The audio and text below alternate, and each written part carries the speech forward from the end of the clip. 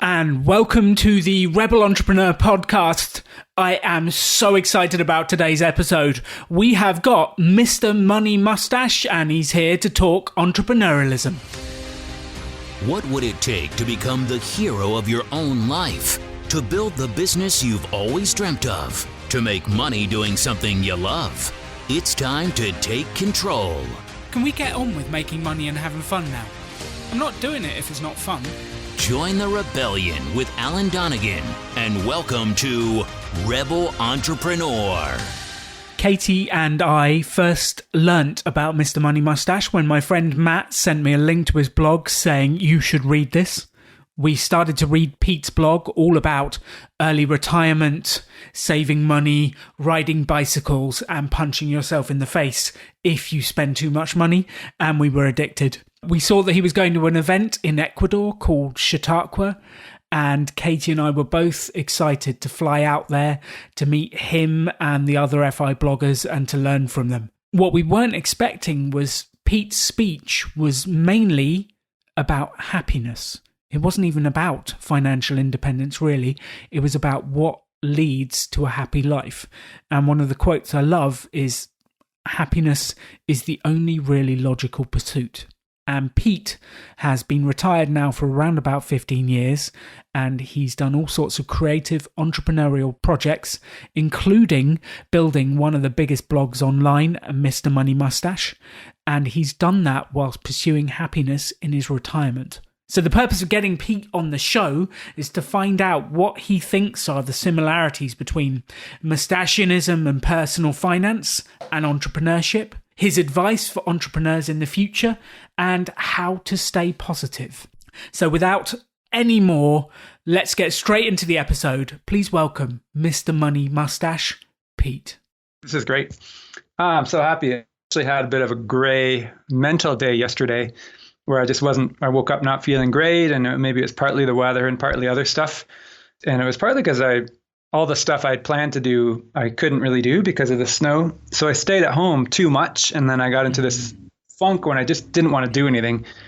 So today, to combat that, I got out of my house and was like, I'm going to talk to Alan at the headquarters, which is where I am now, because it's just the simple challenge of getting my crap packed up and getting dressed up and walking a mile and a half is enough to get me started and feeling good. And sure enough, I feel like 10 times better than I did yesterday all day. So cheers to that. Cheers. It is absolutely about getting the blood flowing and moving. And I had a day like that a couple of days ago where I just woke up in a bad state. And I don't even know why, because I never wake up in a bad state. Oh, yeah. That's what I was saying to my friends. I was like, Alan, this probably never happens to Alan. It did about 4 or 5 days ago. I actually woke up with a nightmare about the coronavirus and was just in a bad state. And you're right, this never happens to me. Well, once every few years. Good to know. I'm human. Yeah, I love the ideas that you put out about how entrepreneurship and having a cash cushion and how a recession like this should not break you inside 2 weeks. That you should have more than that put aside. And I had lots of ideas of chatting to you because you worked very hard as an employee to get yourself to financial independence and then started entrepreneurship, or at least that's my opinion. And that's I wanted correct. to talk about that and why you took on entrepreneurship and all those sort of subjects, because I think it's fascinating that you got to FI and then decided to be entrepreneurial. Yeah. And it was partly just because I was following the path of others. I didn't really know much about entrepreneurship as a kid because most of my family and the town I was in, it was more like you just get a job and that's how you make money. I got a little bit of a taste of it from my dad, who did eventually leave his salaried job in advertising to start his own little advertising firm. And I think that alone was a bit influential. I really like that. But it was still a little bit fear-based. I would often hear him saying, oh, if there's a recession, then we're in trouble. Or if the money dries up from this job, I'll have to go back to my other job. And so I think I associate it with a little bit of scariness. And I think that is really because of the idea of the cash cushion and just getting your monthly expenses very controlled and low so that you never have to worry about how much is flowing out if your income does stop for a while. And now that's the way I try to preach entrepreneurship is just to make sure that your needs are low. And then that makes everything else just so much easier, including, in my opinion, making you a better business person because you don't have worry in the background and you can be more generous with your employees and you can survive a worldwide multi-week or multi-month shutdown. And your employees are glad that they're with you instead of somebody else. Which is kind of what we're going through right now. A lot of people's income, just like your dad said, what if the money dries up? It's happened to a lot of people right now across the world with the coronavirus and what's going on. And they've all lost their income in an instant. And that's changed the way things are happening. Yeah, it's very dramatic. And it's amazing how fast it happened. Like I certainly would not have guessed that this would be what undid us. Like we all knew, or at least most of us knew, that a recession was going to come somehow in some way. But I remember even in January reading like forecasts and opinions saying, well, so far so good. Like everything's really strong and the debt levels of businesses are reasonably low compared to their incomes and their earnings are great. So no recession that we can forecast in the next couple of years. And then it's like, boom, suddenly, so sudden. And all those people are completely caught blind. And that's really the whole point is you don't know. You should never base your business or your borrowing on an economic forecast. I think it should be based on always doing your best to stay out of trouble, whether things look bright or not. Was an interesting point of view. Like the whole debt-based bit, this recession is going to put a lot of companies into debt. There's going to be a mountain of debt coming, especially the multi-trillion-dollar bailout in the States, and we've got a multi-billion-dollar bailout going on in the UK. That's putting the whole country into debt. So what do you think the long-term consequences of this stuff is for business, the economy? What's actually going to happen? Well, I guess there's two parts of that. There's a certain amount, at least in the US, that they're basically just handing out. They're printing money and handing it out. And on a personal level, if you get such a thing and then it's forgiven, then it really is forgiven and it's just a temporary stimulus. Of course, that money gets added onto the government debt, but it won't affect you in quite the same way.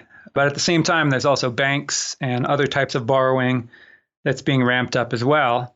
And that's really going to stay on your back if you take that borrowing right now. And, you know, on the big picture, like I'm also interested in macroeconomics, and some people are very pessimistic. They're saying, oh, the government's borrowing money, it's all over. I think it's actually a good step that the Federal Reserve and the central banks is taking, because if they don't do that, they end up with a bigger crash, which costs them even more. And you end up with deflation, where prices keep going down and down. And then people are afraid to buy something now because they're expecting they could get it cheaper next week. And so by printing money, you're preventing deflation. So I think that these trillion-dollar packages and stuff, you know, they're not a bad idea given the situation we're in. So as a business owner, that's not something to be afraid of, as long as you don't just take on debt, you know, just because it's available. Yes. And actually, so this particular situation with coronavirus, the fact it's a pandemic that has caused this is new. However, things like this happening has happened for a long time. And actually, one of the killers of my dad's business was, I think it was the 80s crash, where the stock market plummeted by some horrific amount and there was a massive recession. People stopped spending overnight. My dad's business was sportswear, and sportswear is a luxury in those times. People don't go out and buy soccer balls or American footballs or all that sort of stuff when there's a recession on. They just cut that and they focus on food, which is what they should do. And overnight, his income went from huge to zero, but he still had to pay the rents. He still had to pay the rates and the salary. And that is what ultimately killed his business at that stage, was thinking that the good times would roll forever. Right. And if you imagine a different scenario where he was cautious and had expanded slower and, you know, made sure he'd rather have like 5 really busy shops than 10 average shops, and then each one is really profitable and you take it really carefully. Maybe you even own some of your buildings instead of leasing them because you're so careful about cash flow that you can afford to have purchases. Then you definitely don't make as much in the big time, the boom times, but in exchange, that's sometimes half of the maximum can still be more than you need. And that's a really nice way to live. And then, of course, when there's a crash, then you're completely relaxed. And I noticed that about like today, Warren Buffett in the United States is very much sitting pretty because they have something like $180 billion of cash reserves in the Berkshire Hathaway. And it's because they were watching the last boom and saying like, wow, this is way too good to be true. This can't last, but we sure are making a lot of money. So they kept that. And then now they're going to be able to deploy that in some unique way because everything goes on sale. You can buy an airline for like $50, or you can buy, factories or other productive businesses. But the economy really bounces back quickly from recessions and pandemics, especially because people want to get back to work. You have to remember there's one underlying thing that never changes, and that's that there's a bunch of humans who have a lot of energy and they want to do stuff. And that has not gone away at all. In fact, it's just getting pent up, and they're even more excited to do stuff when they're allowed to do so. Yes, I am feeling like a caged tiger. Let me out of this house. I want to do stuff. I want to get out there. And I think there's a lot of people who do want to get back to normal life and build businesses, make money, and have nice breakfasts out. Yeah. And in fact, if you can get out over the funk right now, there's a lot of stuff you can still do, even if your business is closed. Like, it's an amazing time to work on your website and design like marketing plans and, figure out meet people online who can become partners or employees, like all this stuff that we were typically putting off because we were too busy when business was booming. That's the time to do it now. This is not the time to like watch Tiger King on Netflix and get drunk every night and miss your workouts and stay inside because the government told you to stay inside. Like, this is a great time to build yourself up, work on your physical health. I noticed that Alan and his lady have been getting extremely ripped and muscular over the recent times, and that's a great use of lockdown time. I've lost 22 pounds so far since lockdown has happened through eating vegetables, doing exercise, yoga, and I'm not quite ripped yet, Pete. There's still a belly, but I'm on the right track. Yeah, that's amazing, and congratulations. And it's the opposite of what I've heard. People are saying like, okay, there's a disease called COVID-19, but the next one is COVID-20, which is the 20 pounds you gained while you were on quarantine. Which will lead to increased diabetes and Yeah, it could definitely lead to a bigger health cost and death toll than what we're going through now, which is sad but true. But you don't have to do that way. You can choose, and it's hard. And I've battled with some bad days recently too. But as long as you know that there is a good way to use this time off, then I think that's already a good start, because you're going to treat it like an opportunity whenever you can. Well, I think this is the thing that I've been working on massively over the last month, is it's where your focus is at. So you can focus on what you do want, or you can focus on what's going on and what's causing you pain.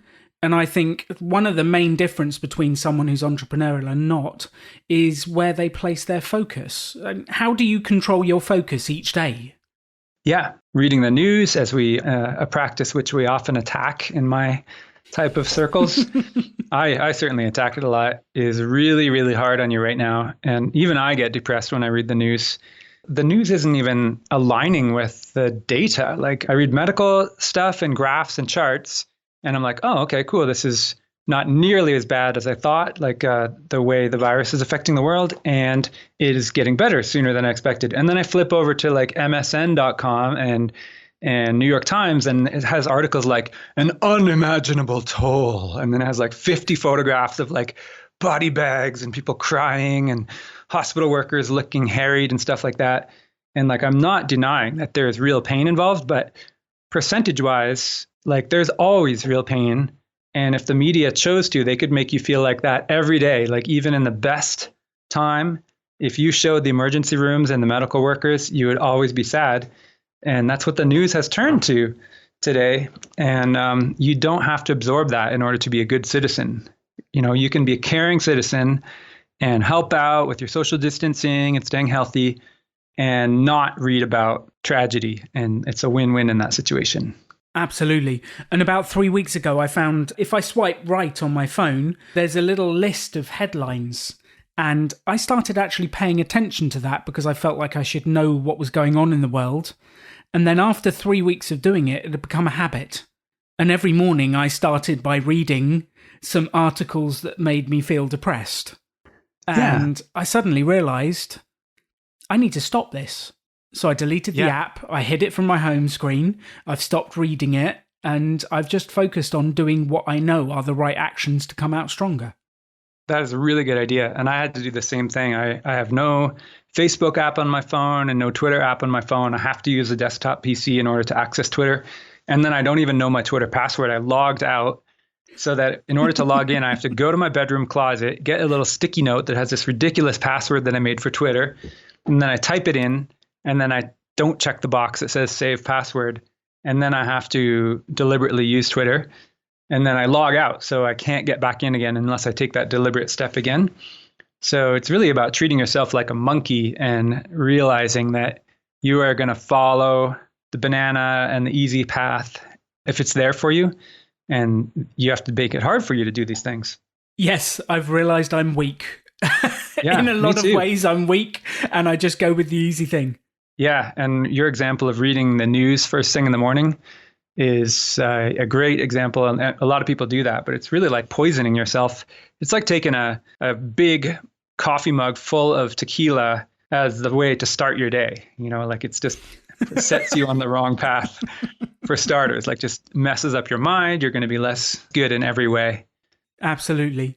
One of the things I'd be really interested to talk to you about, Pete, is that we've spoken many times when we've come and run the pop-up in Longmont about the match between entrepreneurialism and the Mustachian principles.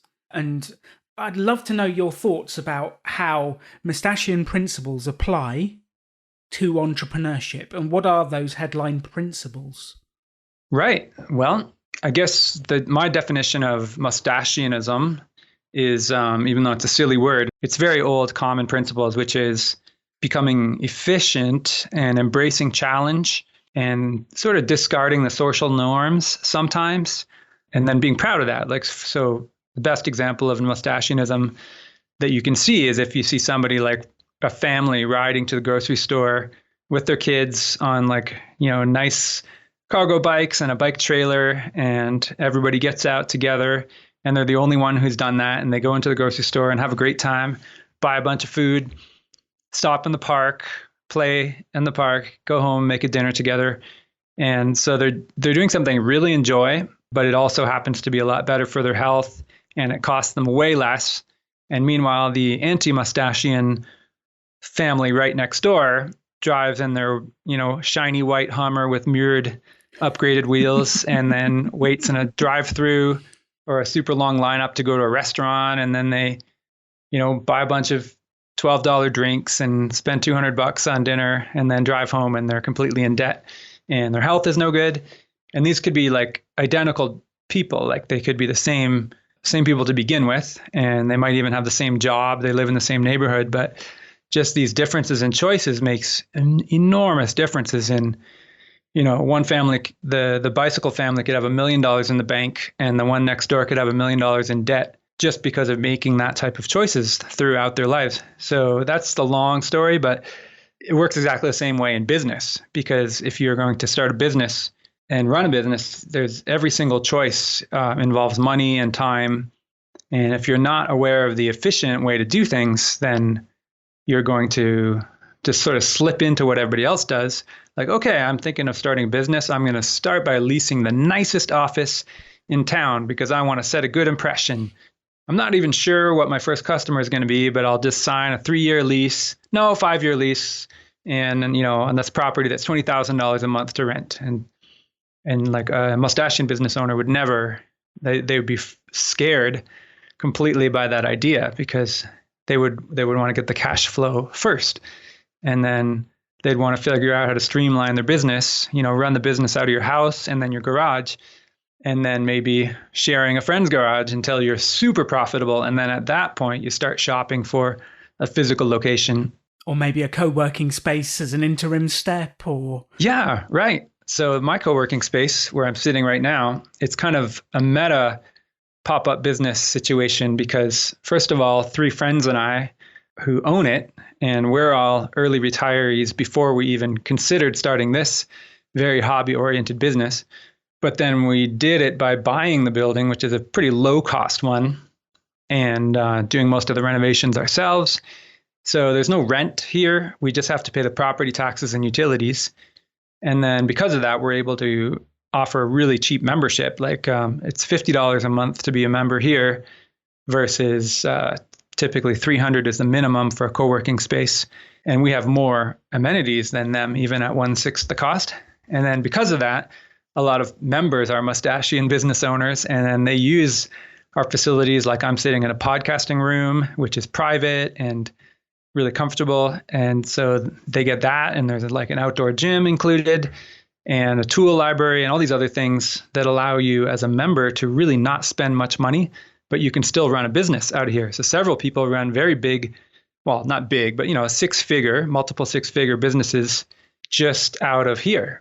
And then sometimes they work at their own houses too. So that same business owner could be spending $5,000 a month to rent an office building, but by keeping themselves lean, they are spending 50 instead and getting access to 80 other members who are also badass entrepreneurs. And when you add those numbers up, it just really adds up to millions of dollars over your career. And because of that, almost none of the people who are members here are worried or affected by the economic shutdown right now. We're all just saying, oh boy, I can't wait till stuff opens up so we can keep having fun. But at least I'm taking this time to read some books and work out more.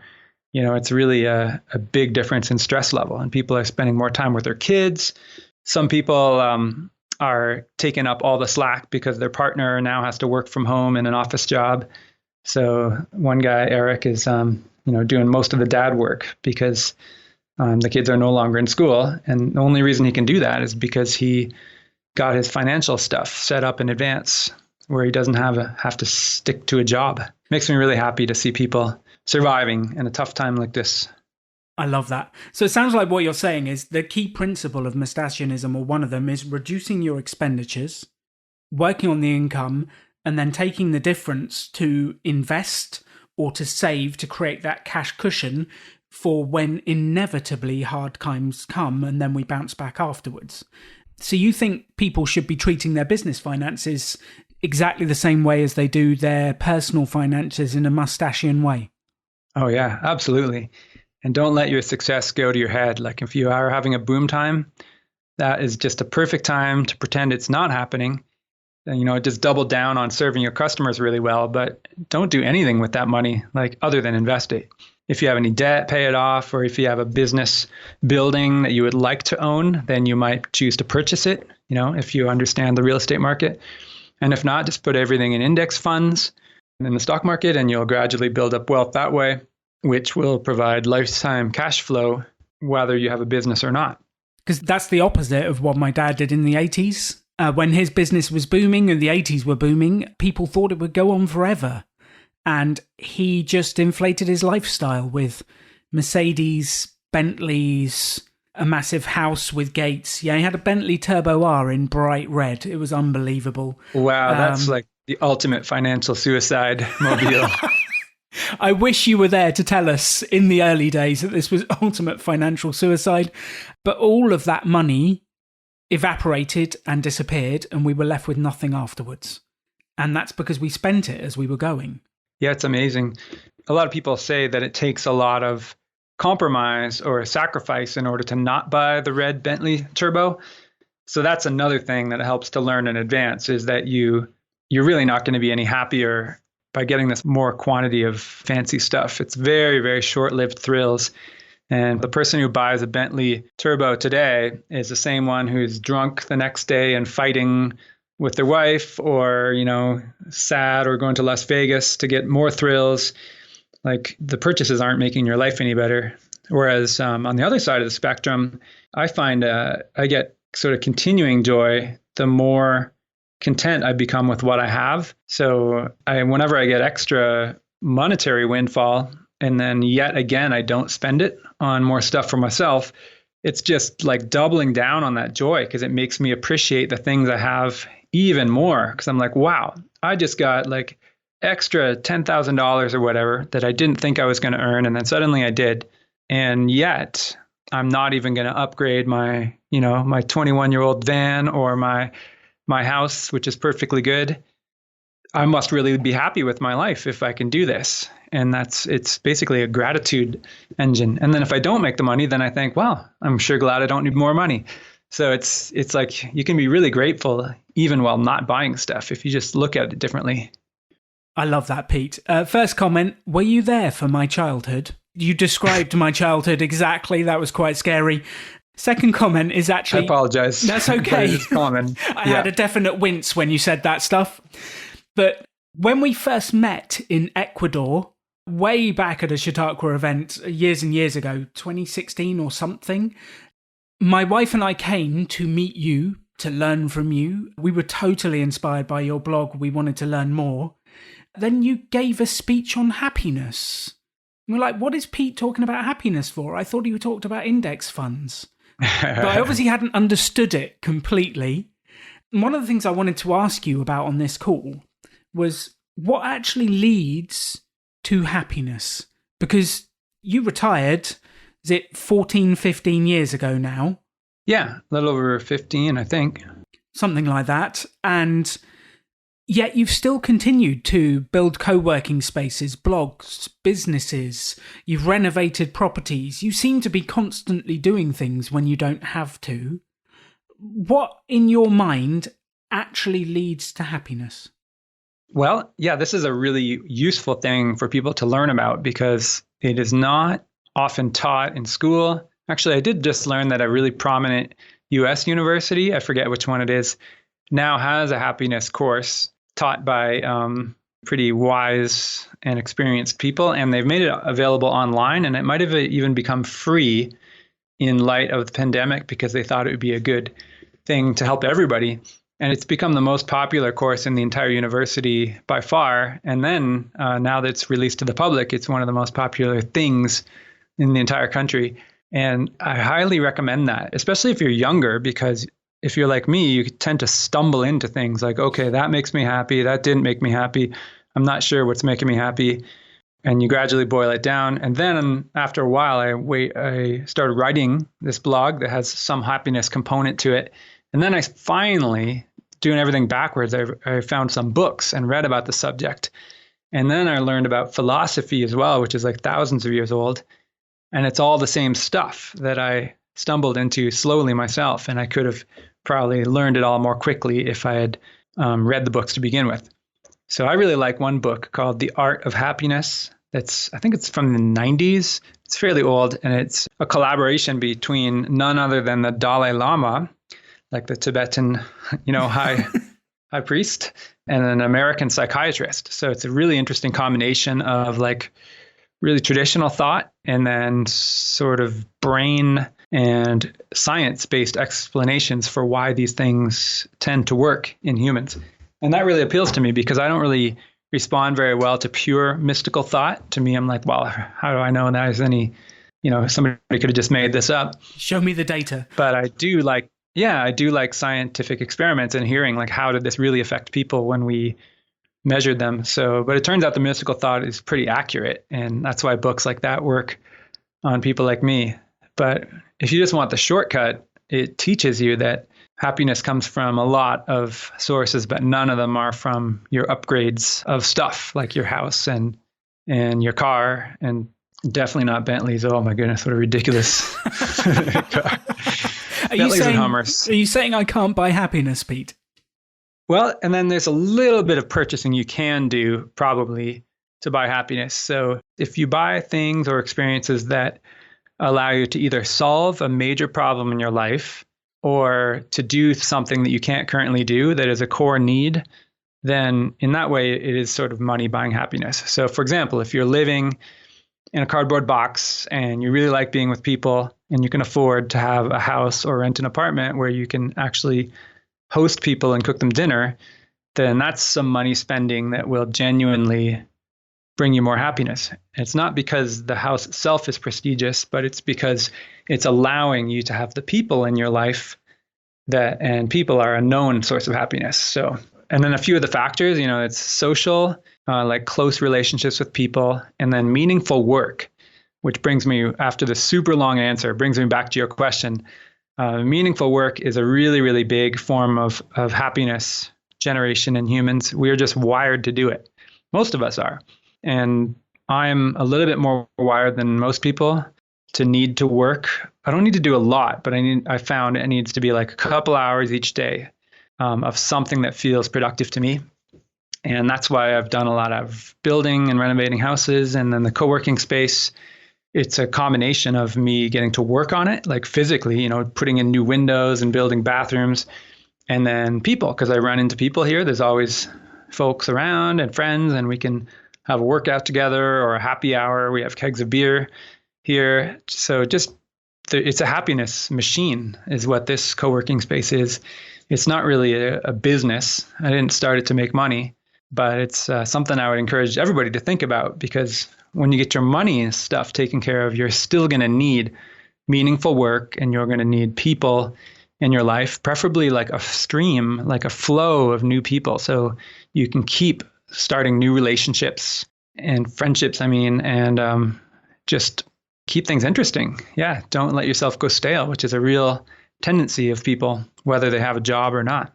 And that's actually one of the things we talk about at Pop-Up, is building a business out of your passion, something that you're focused on, something you actually want to do in life, and having that purpose and work every day. And I think you don't have to wait till financial independence to build a business. Sometimes the business can be the vehicle to get to financial independence. But what I think I've found fascinating out of chatting to all the FI people is even if they get to financial independence, they need some kind of meaningful work afterwards. So why not make the meaningful work the thing you actually do to get FI as well? Yes. And in fact, a dirty secret of all of this is that you don't even need financial independence at all if you have a job that is stable and that you enjoy, and preferably like a business that's your own, or a variety of things. Like maybe you have a job and a side business, or multiple jobs, or at the very least a job where you can easily hop to another one, and you'd never worry about unemployment. So you take that and you combine it with low lifestyle costs so that you have a lot of flexibility. Like if your job ends, then you're not going to be running out of money in just a few weeks, preferably not even a few years. It's all about having a surplus, financial surplus, and then everything else is less stressful. But what's that expression? Like, if you give me the right job, I never work a day in my life again, or something, because it doesn't feel like work. Yes. Yeah, it's something like that. Like, if you find the thing you love to do every day, you'll never work a day again in your life. That sounds better. It's so true. Right. So for the last years, like quite a few years since I started the blog, or even before then, I think my lifestyle costs have been covered just by my side businesses. I could do 2 hours of carpentry per day, just professional carpentry around the neighborhood, which is really fun. And that would be enough to cover my cost of living, because it's pretty low cost of living. And I'm a pretty good carpenter, so I can charge a good solid amount. So that's really great, because even if I hadn't saved all this money in the 2000s from my engineering job, and if I didn't have the lottery ticket of a blog that makes money, none of that matters at all, because even just carpentry is enough to pay the bills. And so I didn't need all these other things. And that's good, because some of these things were luck, or they're not available for other people. Like, not everybody is cut out to be an engineer, because that's not how their interests in their brain is. And not everybody's going to be a writer, but you don't have to be. You just have to have a job that you enjoy doing enough, and a lifestyle that is low cost enough such that that job pays for your groceries. And then, you're going to be really happy even without a huge stash of money. So what do you say to all the entrepreneurs who are starting businesses so that they can afford the planes, yachts, girls, men in bikinis, whatever it is, they spend their money on all these nice things? What would you say to them about that being the goal of entrepreneurship? Yeah, I would say that's a false god, a false thing to pursue. And there's a small chance that you'll still end up in the right place, because if you're starting a business that helps people and you love doing it, then it will be a satisfying pursuit, even if you think you're doing it for the money. However, a lot of people do, if they start with the wrong goal, which is like the money part of it, and like especially ultra consumption, it's fundamentally not a very satisfying thing. And they're going to do things that are like damaging to other people in order to do it. Like if you start a business that's like a payday loan company or like a tobacco company or, some kind of financial manipulation, even Bitcoin trading, people are excited about like buying Bitcoin and hopefully selling it for more in the future. And they call themselves entrepreneurs or investors. But you're creating zero value for society when you do these things. You're just manipulating. It's like you're finding a way to slap on the side of a Coke machine and get free cans of Coke out of it. It's never going to be truly satisfying, even if you do luck into making a lot of money from it. So that's why having something where you're actually helping people is fundamentally a lot more satisfying because you feel good about yourself, and it's good even without the money, so that when you happen to make money from it, you feel double good. And that's just a lot more happy and satisfying. And, the older you get, the more important these things feel to you, is to look back on your past decades of life. And you don't have to say, oh man, I sure was an asshole to make this fortune. Like, it's nice to think, wow, I did good stuff and I left a trail of people I've helped and I happened to make a fortune. Like, that is so much better. Yes, that's absolutely what motivates me is, can I do good in the world, have fun, and make some money along the way? And if I can do that, that's actually the tagline of our podcast is passion, purpose, and profit.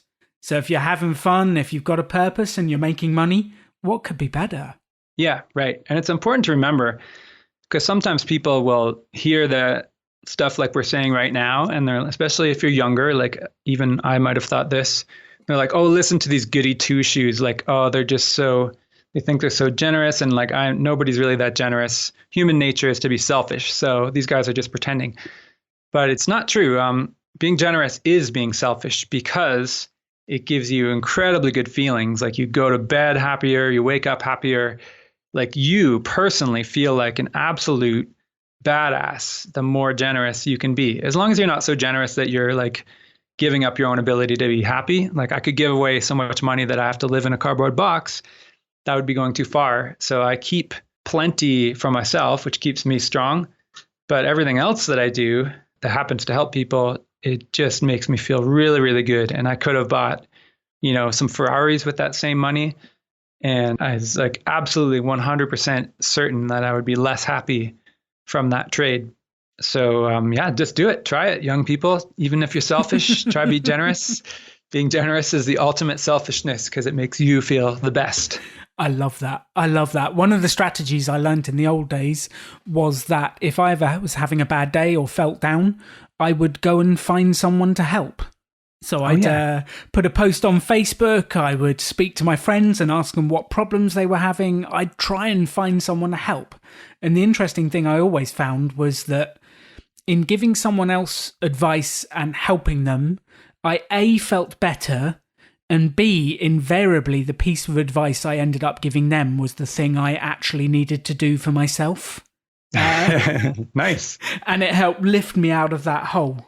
That's great. Yep. And I feel the same way even today. Like, I had not such a great day yesterday, and today I got back out of the house and I'm helping people. I stopped at a friend's house on the way here, did some helping, and then now I'm at least collaborating with you, and that feels great too. So the rest of the day is automatically going to be great. Yes, and the podcast will go out and people will listen, and hopefully will help a whole new generation of entrepreneurs with a different mindset about why they're building their business. Yeah. So Pete, one of the things we fight against in pop-up is the number of people who are attracted by the get-rich-quick schemes.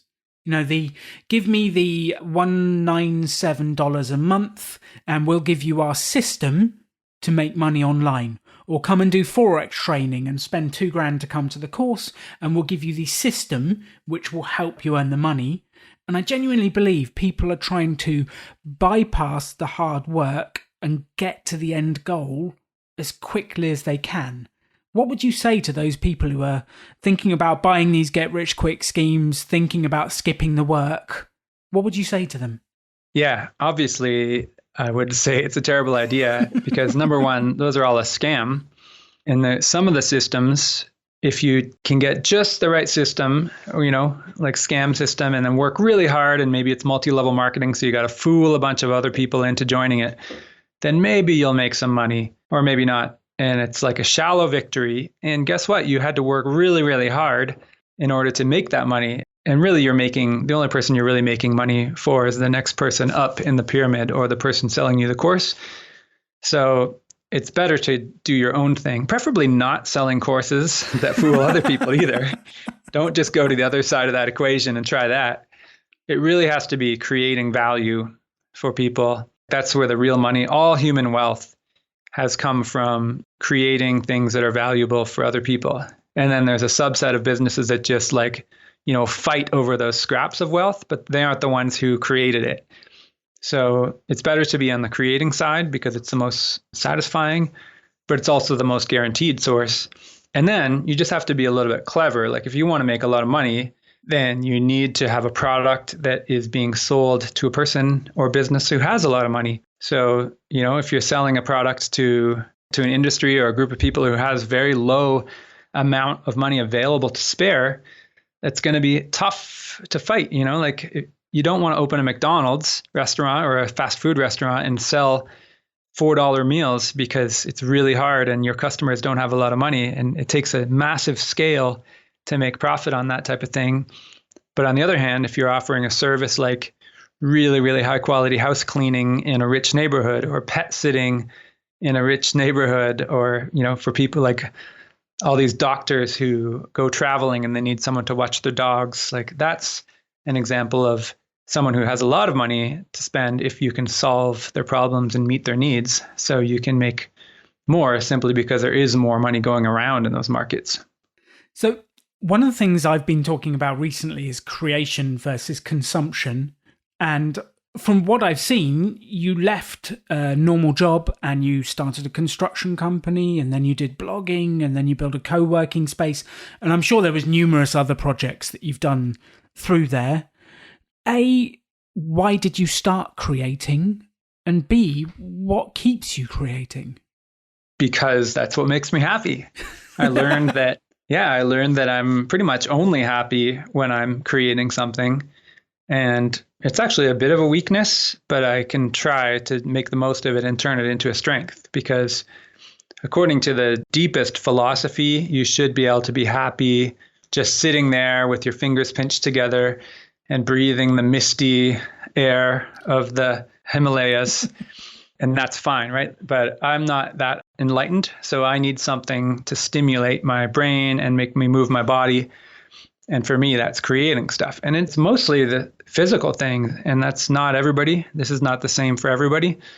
But for me, I get a lot more happiness when I can use my body and my hands and, sweat and exert myself and solve physical problems, like how to get a steel beam up in the air welded to two other things. And it's just great satisfaction. Now, for other people, it's totally different. Some people are masters at chefs or creating experiences or creating gardens or lots and lots of other things that are equally satisfying. So the fact that I happen to like carpentry and construction is just unique to people who are like me.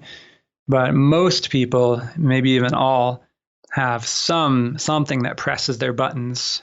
And it's usually a form of creation or helping people. Like if you're really, really good with emotions and you can counsel people and get them to feel better, you're still creating. You're just creating different feelings in people. And that can be just as satisfying. So yeah, it really doesn't have to be creating a product or a physical thing, but you do have to be creating, I would say creating change in something would be a definition that applies to everybody.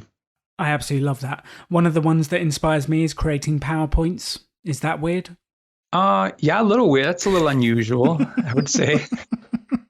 I can get lost for days creating a good PowerPoint for a talk and then delivering great. the talk to help people. I absolutely Good get for lost you. in that. And I think that's part of the variety and the spice of life is everyone gets a buzz out of creating, but what you can create is so uniquely individual. That's true. And I do love your PowerPoints. So they're definitely, your passion shows in those things. Why, thank you, Pete.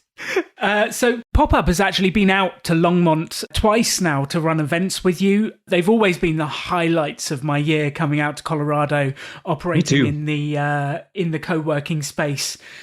Always crammed full of interesting characters who come from your blog. Some amazing people I've met.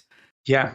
And there's still a couple of Facebook Live videos out there of at least portion of that content, right? If we look at the Pop-Up Business School website or Facebook page. But yes, they've been great. Did I interrupt you? How does this story continue? No, I was going to say, yes, the lives are absolutely out there. We'll put a link in the show notes afterwards. The question I was going to ask was, what do you think you've got? What inspires you? What do you get out of putting on these events? Because it's a big undertaking to organise the building, have 100 people to show up, run events every night, be nice to people even when you're having a bad day. It's a big undertaking. Like, what do you get out of this? Yeah, well, I do always have a good day. Every time there has been a pop-up event here, every day, it's been great. And yeah, number one is meeting people, I would say, because I've always met people or on both of those events I had here, and they're still friends to this day. And then it's also a form of reunion for me because all of my existing friends from around the country and Canada, they come back to Longmont and we all have sort of a hippie communal experience, like all the bedrooms and free spaces in my house and even like a pop-up trailer in the driveway. It's all full. And that's how I like to live. It's sort of like you get to live in a commune for a while. And then there's a feeling of helping people because people are very genuinely happy that they get to be, the students are happy they get to be in the Pop-Up Business School. And yeah, it's just a large, same reason you would have friends over to visit. It's just like having 100 friends to visit for 2 weeks in the past. So if you were to start a business in 2020, Pete, what would you start? What would you throw your energy into? Oh, I was going to say I have no answer, but well, and I'm not literally going to do this, but the business I would most like to run would be a new city, like creating a new city from scratch that is car free. So it's designed entirely around like walkable and bikeable spaces. The buildings are closer together, a lot more green space and parks and pathways and everything. And I've talked about this many times. There's even some news stories on the idea. If you look up the word cyclocroft, then you'll see basically the idea that I have. So I think that would be a great business. Effectively, it would be a real estate business. That would be how it pays its bills because you're taking a chunk of land and creating a city on it, and then you can sell off the land or the building. So that's how it would pay its bills. But it's not about making money. It would be about setting an example for the rest of the modern world on how to make places that are happier for humans to live in. And they also just happen to be way more Mustachian in the sense that they cost less to build, and the business and health outcomes of the residents of the city are way better. Like, wow, miraculously, we get rid of the cars and everything else gets entirely supercharged. And then I would like that to influence urban planning throughout the rest of the world if we could do it successfully. So obviously that's a pretty big dream, a big business. And that's why I haven't done it, is because I know myself. I know I'm not willing at this point to commit the amount of time and energy to do something like that because it would take away my priority of taking care of my son, who's 14 now. So a few more years till he's an adult. And then being a dad to a young kid will no longer be my priority because he won't need as much of my time. So then maybe I would do something like that. But that's maybe not the best answer. Like, if someone else is looking for business ideas. So what else is a great thing to do now? Maybe it's a good time to start a new business because there's a void in the business world right now. Things shut down. So maybe there's even opportunities right now of things that aren't being taken care of. And can you fill that need? I don't know. I mean, I know that delivering things to people's houses that they need is certainly a need, but not everyone wants to be in that business. But yeah. So I think it's quite interesting. One of the sayings we repeat at Pop-Up ad infinitum is, if you help enough other people get what they want, you can end up getting what you want. And I think that's kind of what I'm hearing you say with your business with Planning the Town. It's helping people to live healthier, happier lifestyles. And that is indeed what will sell it and then influence the world. And then you're looking at, in the other businesses, what are people's needs? And I think that's a clear action that the entrepreneurs can take away from this podcast, is working out what people's needs are. Yeah. Have you ever thought about that? How to find out what people's needs are, or how to find out where the holes are? Is that something you've considered? For me, so far, it has just been by hearing stories. And probably because I'm a writer, like an internet writer, I get a lot of stories sent to me automatically. So that's kind of a useful shortcut.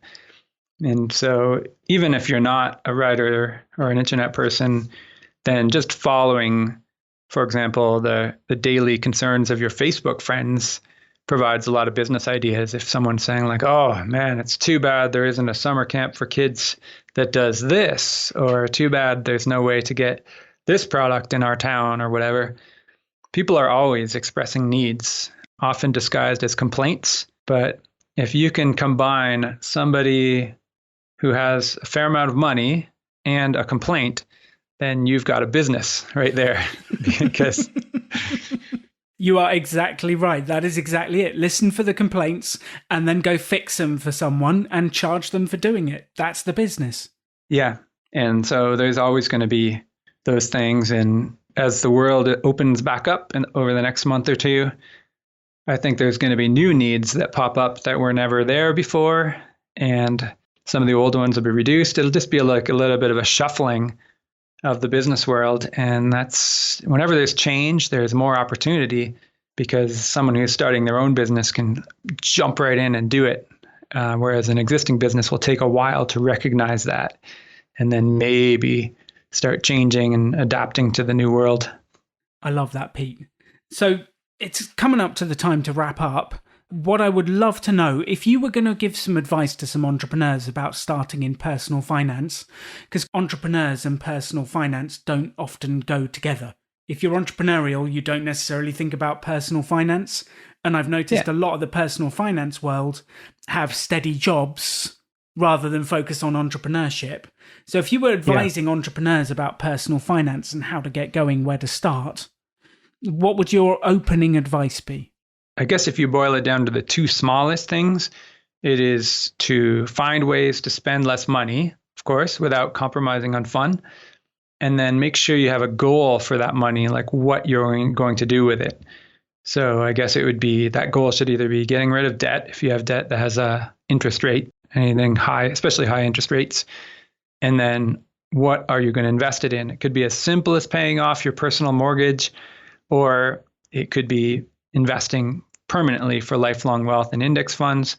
In some cases, it would be investing in your business, but I don't think you should necessarily go crazy in investing in your business no matter what. Like, for example, if you have a business that's making money and then you say like, oh, well, we just made $45,000. Let's reinvest it in quotation marks in a $45,000 shiny truck for our plumbing business.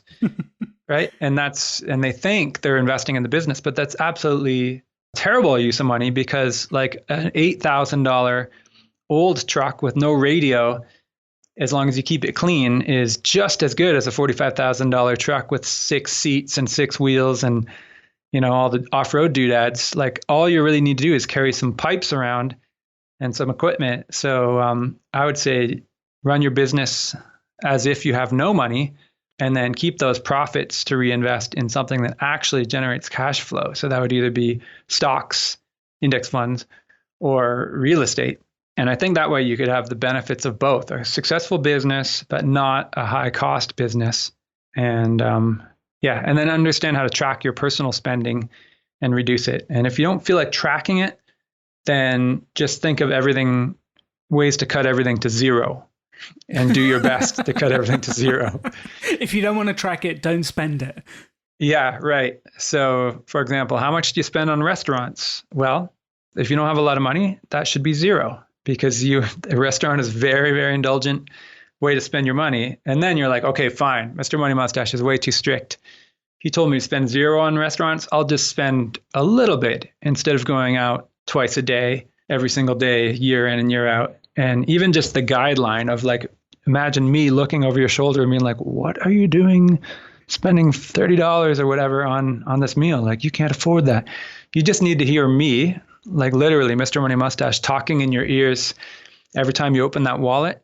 And that will help you cut down on these frivolous expenditures and then the cash surplus. And it becomes a habit pretty quickly. Like for me, I go out whenever I want, spend whatever I want because I don't have a money shortage, but it's still less than most people who are broke go out. And that's just because I'm used to it. Like my first thing I turn to when I'm hungry is my fridge instead of the restaurant.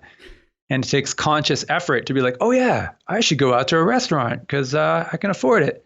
So I do that like, once a month or once every 2 weeks. And then it just doesn't add up very much. So building these habits. I love those habits. And Katie and I did actually have a mini Pete in our head for some time, that every time we went to a store or a restaurant or one of the coffee shops, the mini Pete would say, do you really need to buy that? And quite often we would turn around and walk the other way. I'm glad it worked. It did indeed work. Would you be willing right now just to record into the microphone, why are you spending money on this? And then I'll clip it and put it in the show notes so people can play it for themselves every time they think about money, spending money. All right, ready? Ready. Hey there, what are you doing? Is that your wallet I see? Put that damn thing away. You don't need to buy that. You can't afford that yet. Maybe next year. That's absolutely brilliant, Pete. I'm going to make that available to everyone to keep their spending down so they can install Mini Pete into their ears whenever they're spending. That's genius.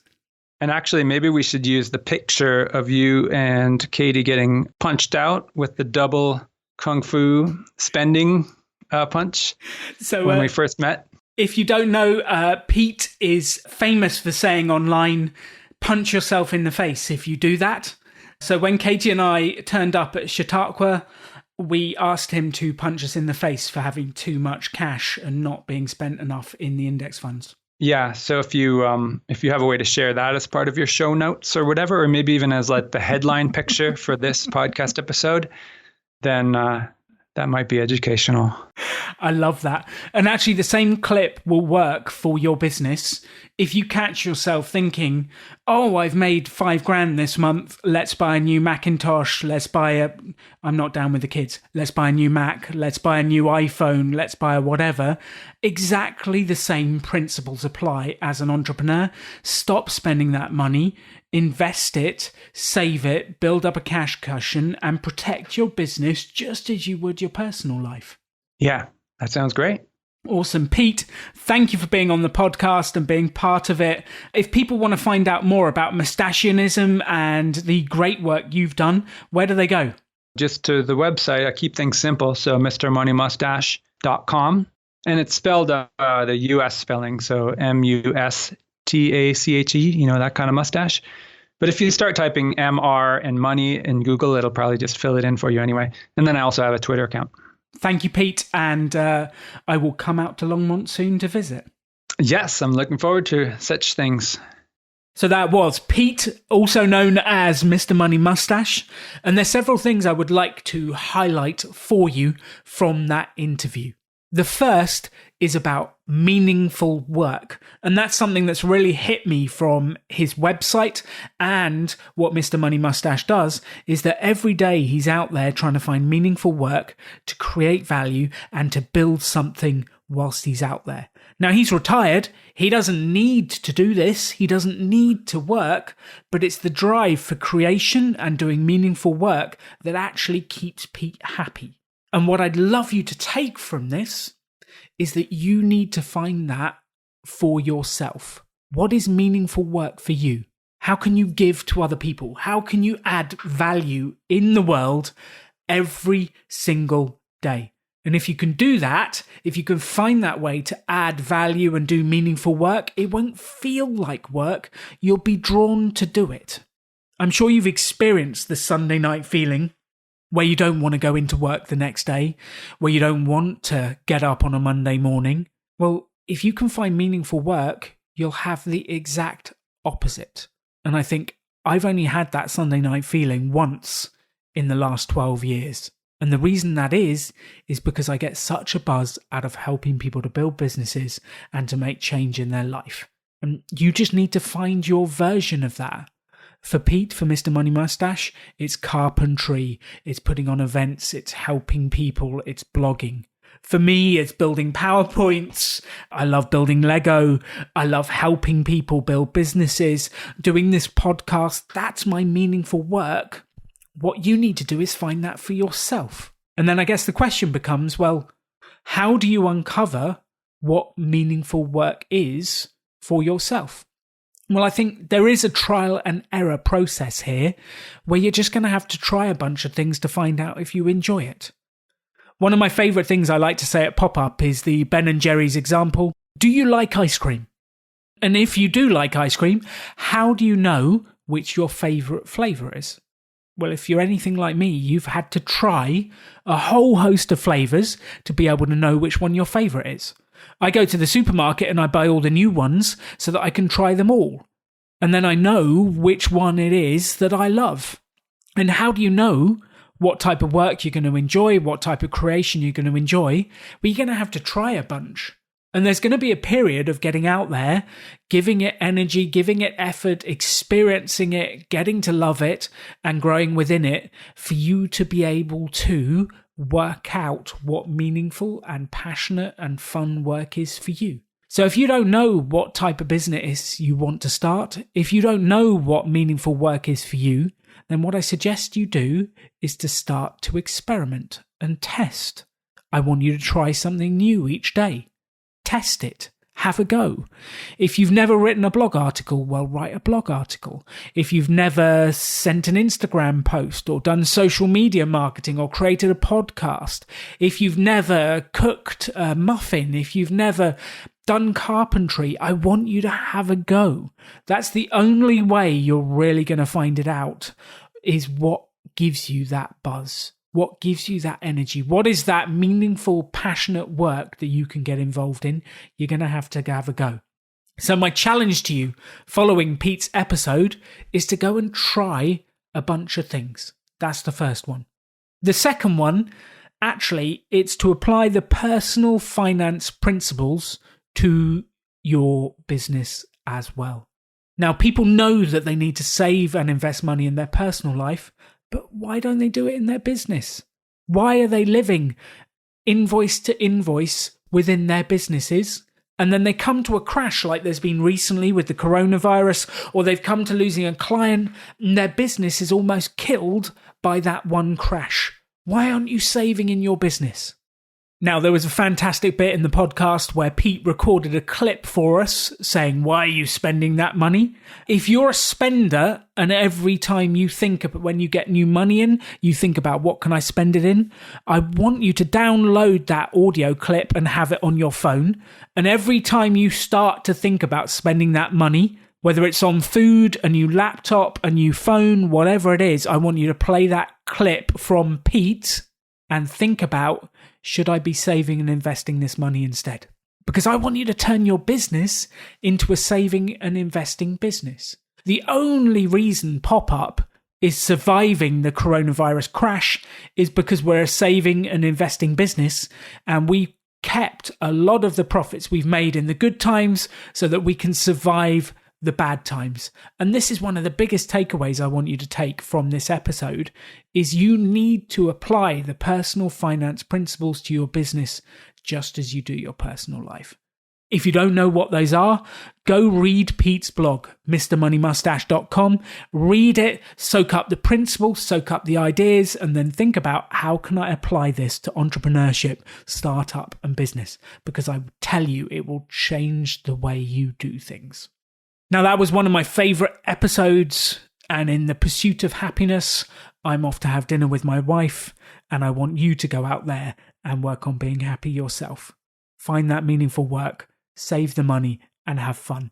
Thank you for listening to The Rebel Entrepreneur. Tune in for the next episode. You've been listening to Rebel Entrepreneur with Alan Donegan. Be sure to subscribe on iTunes to get new, fresh episodes as soon as they've launched. To stay up to date with the Rebellion, visit choosefi.com/rebel. Thanks for joining the Rebellion.